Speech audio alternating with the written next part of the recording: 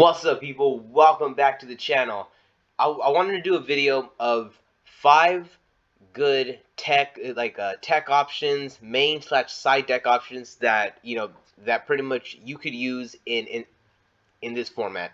Um, there really isn't an exact order that that I'm trying to put these in. It isn't that there's one of them is. It isn't like Drone Lockbird isn't like the worst one out of these ones, but I guess in my own personal opinion, some of these kind of some of these get a little bit more useful as they kind of go on.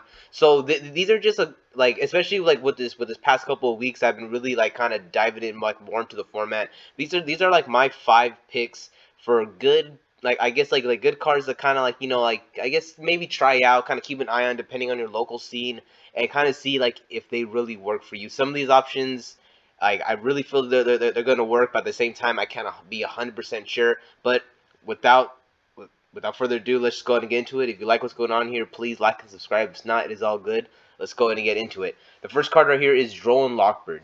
The main reason why I feel Drone Lockbird is going to be good in this next format is there's a lot of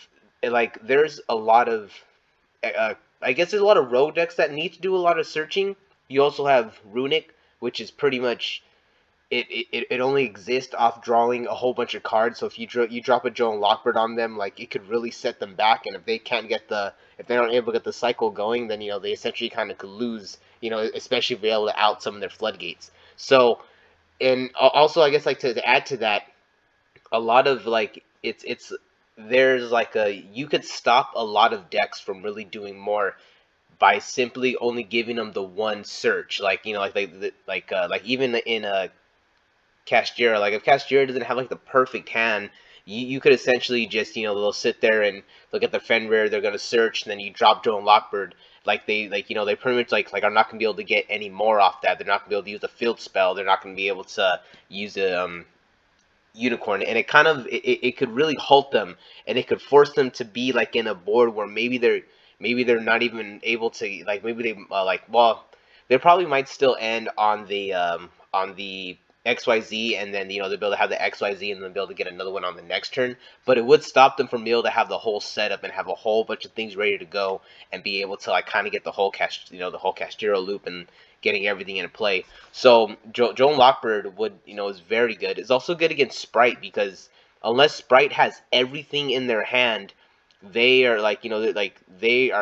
they're gonna want to they're gonna need to search to either go they're gonna have either want blue into jet or jet into starter. If you're able to stop them there, you're pretty much stopping them from doing that. And then if they run like the pot of prosperities or anything like that, it'll really kind of keep them from it'll keep them from being able to get anything else. It'll also stop them unless they already hard drew it. They wouldn't be able to get the Sprite Smashers, and like the Sprite Smasher is really hard to get around for some matchups. So just dropping Joan Lockbird on some of the good decks right now really kind of shuts them down, and could really keep them, and they won't be able to put up such oppressive boards. So that's why I feel like Drone Lockbird could be a really good, maybe not the main deck, but a good option to put in the side, to where they probably won't be expecting it, and you drop this on them, and they're essentially going to be done, especially if you have a hard matchup with Runic.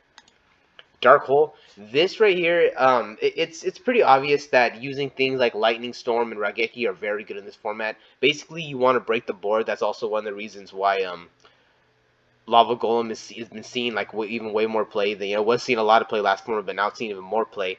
Is because now just getting rid of the problems. That's really all you want. Like if you have a if you have a deck that could easily get around cards like Lava Golem, then you'll probably like Lava Golem, because that'll tribute something and not trigger anything.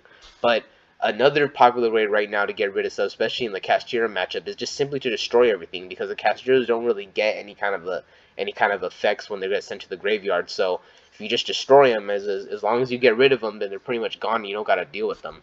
And a lot of the other options like Raigeki and Lightning Storm are pretty expensive. Even the Raigeki, the cheapest one, is already approaching $5, and it's at 3.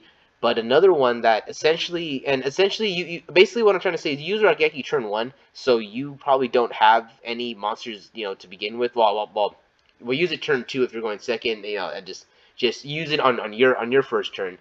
And if you don't have any monsters, Dark Hole kind of does the same thing. So this is just another kind of tech option to like it isn't only like it's good to break boards, but it's also good to add to your existing board breakers just to have more op- options, especially if you run a deck that that's able to like trigger off being destroyed. You could essentially use this as like not only as like a you could use it as not only just a board breaker but as like a starter or something to kind of get your own combos going.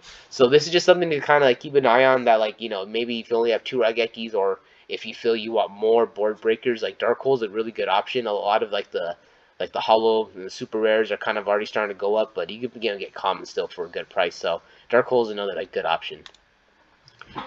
Nibiru the primal being. This right here is basically the same thing as Dark Hole, where you want board breakers, but you get the benefit of it being in a trap card. So like there are combo decks that that are out there that I have. There was someone telling me that there is a new Dragon Link deck that's being tossed around. I do want to check it out because I do like Dragon Link. Dragon Link's very interesting. I've only played it once, but like it really, but like, it was like a long time ago when Dragon Link kind of was first a thing, back when you had all the different dragons, there. But like I haven't played it in a while, but but with decks like Dragon Link and even Sprite, if Sprite doesn't start off with a gigantic Sprite, then they're very susceptible to this.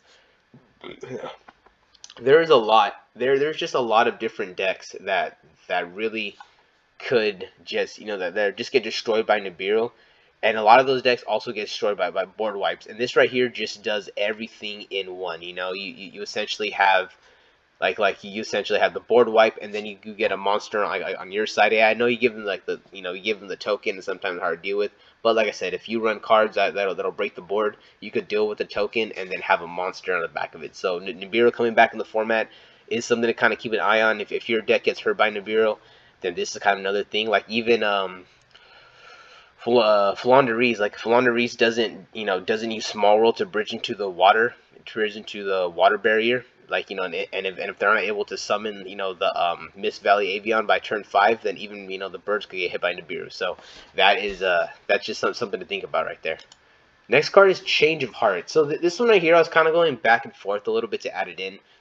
I didn't see it too much, but on my locals yesterday, I did play a Sprite player, and he did use Change of Heart, and that it wasn't like the huge turning point, but it did put me in a really bad position, and like he took one of my monsters, which was protecting all my stuff, and without that, he was able to start picking everything apart. So it wasn't on that turn that I lost, but eventually, just the fact that I lost everything and had to try to reestablish my board, I couldn't establish control, and I ended up losing the match. So Change of Heart, I guess like it the reason why I ended up putting it here was because it did prove the point that I was thinking it would. That I was thinking. I guess it did prove the point that I was thinking it would make. The point is simply taking away since I guess oh man, try not to go on a tangent here, but at the same time I want to say everything I want to say. It's because like since we don't have like something like tier elements being super crazy, and we also don't have Sprite Elf to protect everything, you could really play the game of just taking the most important like piece on their board, and that'll just bring their power level down from 100 to like 50 or 160 just by taking one card away, like taking their best negate or trading this one for one for a negate they have. That could really like go a long way. So I really do like Change of Heart, especially if you could resolve it, and if you have like a Fenrir, you could turn like the Fenrir against the opponent. So having Change of Heart there is like, to me, like actually does it does do something. Like I guess you could also put Mind Control here too, just being able to take your opponent's monsters, then also use them for link summoning, especially for running Sprite, and it's like a level 2 or rank 2. It's very easy to like be able to use that, take it, and then work off of that, and that'll like not only save your resource, but it'll let you just really take down your opponent. Not only are you building a combo, but you use it taking their monster. So I really do see Change of Heart as a good card in this format. Like it is a one of, but it could be a very sacky one of. It also allow you to like win a game if you take the right card, in a top decking situation.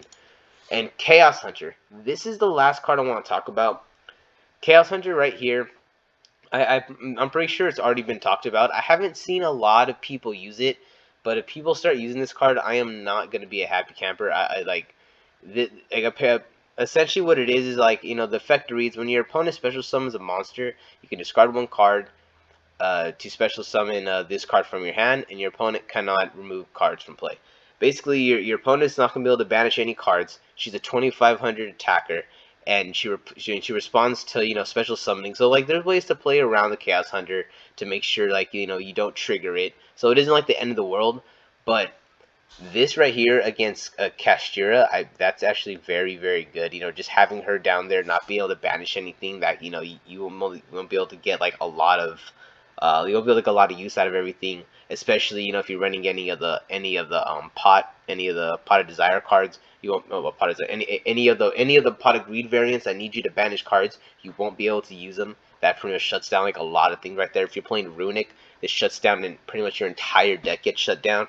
So this right here is this is like one of those small. This is more of a side deck option, but I think it's a very interesting, good side deck option, especially for this format where there's a lot of opportunities for people to remove cards from play, and which pretty much opens up. Okay, well, I lost my train of thought. I screwed up what I was trying to say here. Pretty much like the type of decks that are here in the form we're in, there opens up a lot of decks that are very comfortable with removing cards from play, enough to where they really rely on that to win.